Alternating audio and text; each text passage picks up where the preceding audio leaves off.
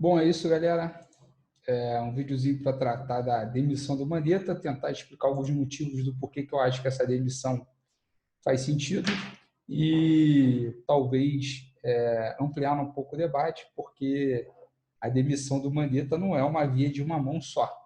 Foi algo construído a duas, quatro, seis, oito, talvez 10 mãos aí. Eu vou elencar os atores desse processo.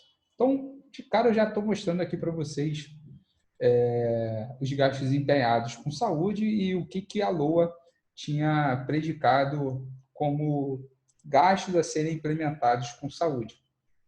Então, se vocês repararem, historicamente vai ter sempre uma conta aí de 12 a 13 bi, ou pelo menos 10% de redução dos gastos previstos em LOA para os gastos de fato executados, despesas executadas. Isso tem um fator histórico, porque a Lei de Responsabilidade Fiscal obriga que os agentes públicos designem pelo menos 15% do orçamento público com saúde. Se vocês repararem, esse orçamento público, na medida que cresce, aumenta-se a obrigatoriedade dos gastos com saúde, mas quando a gente vai para o outro lado, que de fato foi empenhado com saúde, a gente percebe que está bem na risca. Ou seja, muita gente correndo risco grave de não respeitar a lei de responsabilidade fiscal. Houve momentos, inclusive, que o empenhado ficou abaixo da própria lei, do que foi gasto, ficou abaixo da própria lei, do limite de pagamento, né? Tem alguns períodos, obviamente, de algumas crises, mas o que não faz tanto sentido. E o que acontece? No Brasil, você tem 25% de gasto com educação e 15% de gasto com saúde. Estamos falando dos pisos para as duas rúbricas. Só que na demografia brasileira está havendo envelhecimento, então, teoricamente, deveria se gastar cada vez mais com saúde e menos com educação. Em 2001, talvez não fosse tão fácil prever essa mudança demográfica. Pode ser.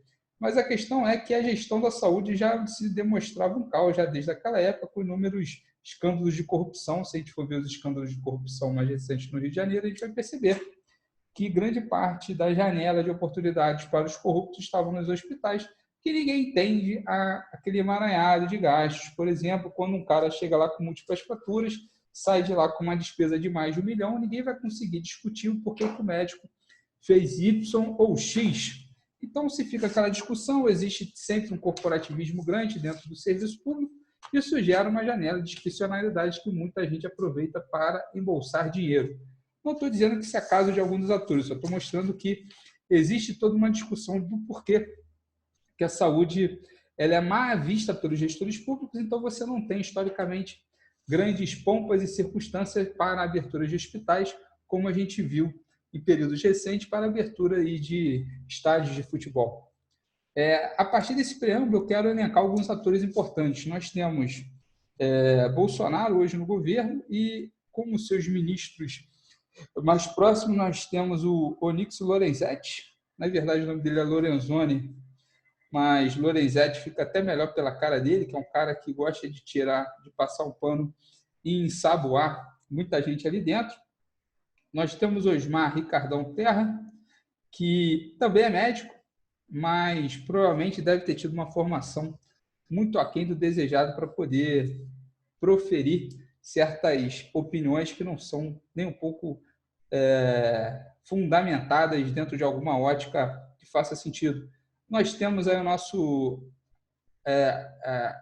Abraão Entraub, ministro Abraão Entraub, então, o ministro Abraham Entraub não entende patavina de educação, é um cara que gosta muito de twittar, é o rei do Twitter e, ao mesmo tempo, então, Abraão Twitter, ele cria certas situações, mas nunca proferiu nada que chegasse a mexer com os brios ideológicos do presidente. Então, nós temos Onyx Lorenzeti, passador de pano, Osmar Ricardão, que gosta de agradar a clientela, Abraão Twitter, que gosta sempre de twittar, proferindo toda a sua ignorância, e nós temos o ministro Mandetta, que é um médico formado aqui na Gama Filho, Instituto Gama Filho, que faliu, mas provavelmente deve ter aprendido alguma coisa quando saiu de lá e foi fazer residência na esfera federal.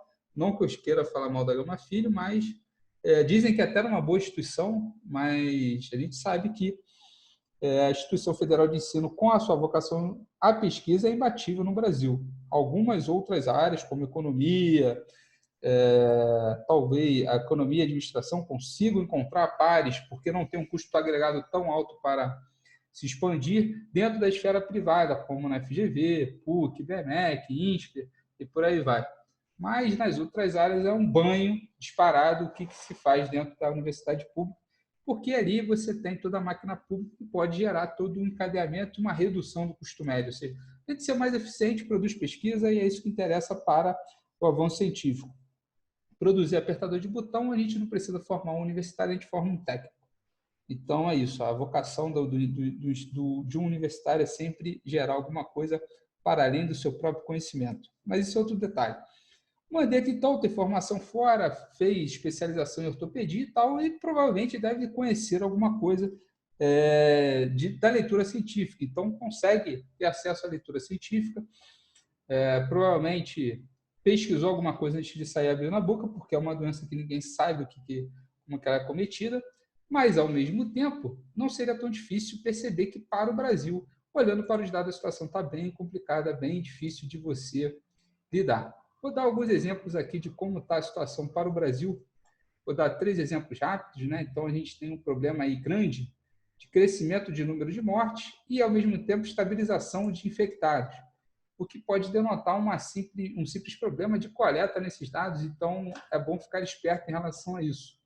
Isso inviabiliza qualquer previsão de modelo epidemiológico, só para deixar a título de curiosidade, teve um aumento de 200% hoje em relação a 4 dias. Então, assim, número de mortes. Então, quer dizer que agora a taxa de dobra aqui é de 2 dias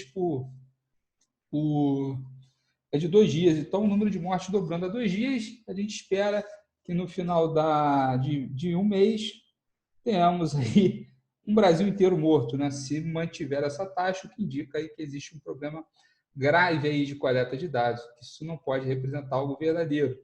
Mediante isso, se você não tem dado, todo epidemiologista, ele na verdade é um estatístico que aplica a análise de dados ao seu conhecimento médico de como que a doença e as infecções evoluem. Então, dentro do campo da medicina, talvez seja a área que mais tenha que lidar com dados, modelos estatísticos, etc. E como diz um bom chefe, não se faz uma boa comida sem bons ingredientes. Sem dado, você não consegue bons modelos epidemiológicos e os dados contrariam a posição inicial do governo. Dito dessa forma, o governo não quer que esses dados sejam, de fato, tão bem trabalhados assim, para não escancarar a total inépcia. Sem dado, você não consegue trabalhar, então faz sentido você não querer se queimar.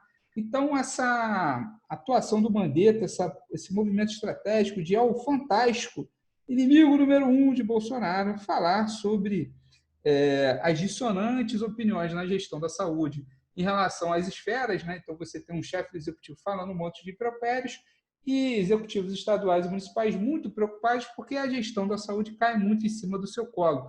Enquanto no meu ordenamento pessoal, eu acho que existe um trinômio político onde municipalidade cuida de limpeza urbana, de urbanização, Estado cuida de saúde e segurança e o federal cuida da economia.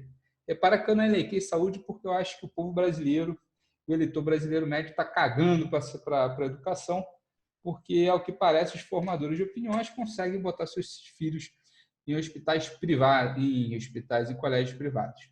Bom, assim eu entendo que o Mandetta, como um todo, quis se colocar fora desse governo, e seu nome já está sendo catapultado para grandes coisas, para não mais ser um coadjuvante na política.